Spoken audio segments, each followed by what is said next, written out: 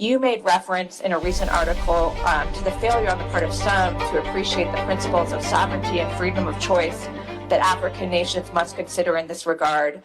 Do you think that the United States and its European allies sufficiently appreciate the complex interest of African nations in this arena? And did you discuss that today with Secretary Blinken?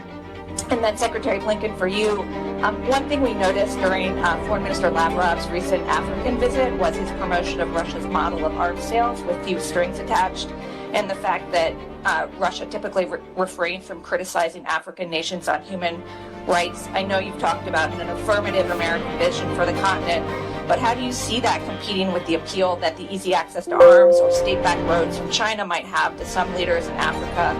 And just really quickly, how would you respond to the minister's statement she just made about inconsistency on the part of some global actors in regards to principles the U.S. is advocating for in the Ukraine conflict, which seem to be an allusion to the U.S. position in the conflict in the Middle East? Thanks.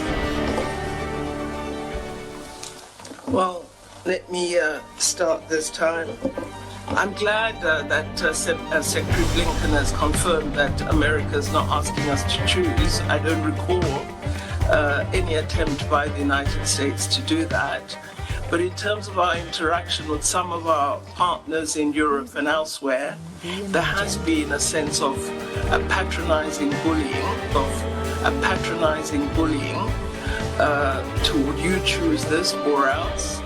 And the recent legislation passed in the United States of America by the House of Representatives, we found a most unfortunate bill that we hope the media would say more about, because when we believe in freedom, as I'm saying, it's freedom for everybody.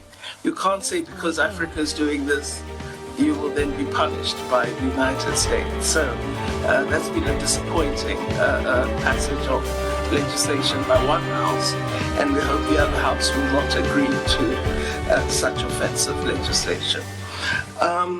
So indeed, it is important that all of us accept our ability to hold different opinions. We are, after all, sovereign nations that are regarded as equal in terms of the United Nations Charter. We may differ in terms of economic power and economic ability to influence development in different parts of the world, but what will make the world work is if we respect each other. This is very, very important. And one thing I definitely dislike is being told either you choose this or else. When a minister speaks to me like that, which Secretary Blinken has never done, but some have, I definitely will not be bullied in that way, nor would I expect any other African country worth its salt to agree to be treated. Russia, I've tried so many times to explain to so many people. Russia is a very negligible economic partner for South Africa.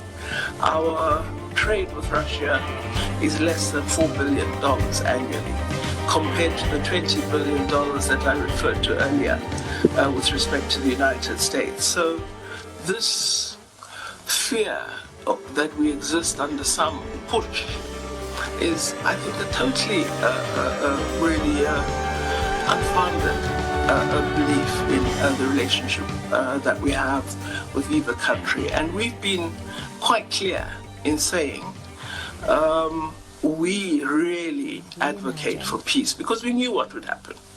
We knew there'd be destruction, there'd be death, there'd be desolation. And that's what we're all seeing. And what we've always asked is, where is this going to end? Let us make every effort to get peace.